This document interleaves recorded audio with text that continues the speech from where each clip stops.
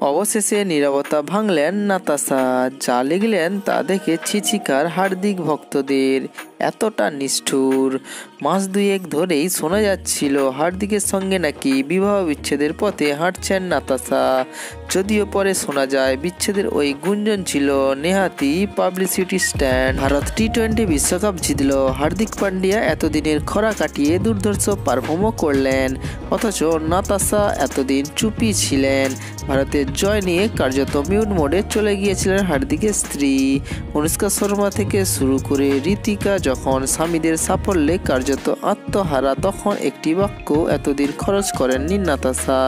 তবে অবশেষে নীরবতা ভাঙলেন তিনি। বিশ্বকাপ জেতার দিন দুয়েক পর ইনস্টাগ্রাম করলেন একটি পোস্ট। যদিও সেই পোস্ট থেকে মোটেও খুশি নন হার্দিক ভক্তরা। এক বাক্যে তারা বলেছেন, কি ভাবলাম আর হলোটা কি লিখেছেন নাতাশা জানিয়ে রাখা যাক। পোস্টটি বিশ্বকাপ সংক্রান্ত নয়, এমনকি হার্দিকের সফলতা নিয়ে উচ্ছ্বাসও নয়, বরং নিজের একগুচ্ছ ছবি শেয়ার করেছেন তিনি।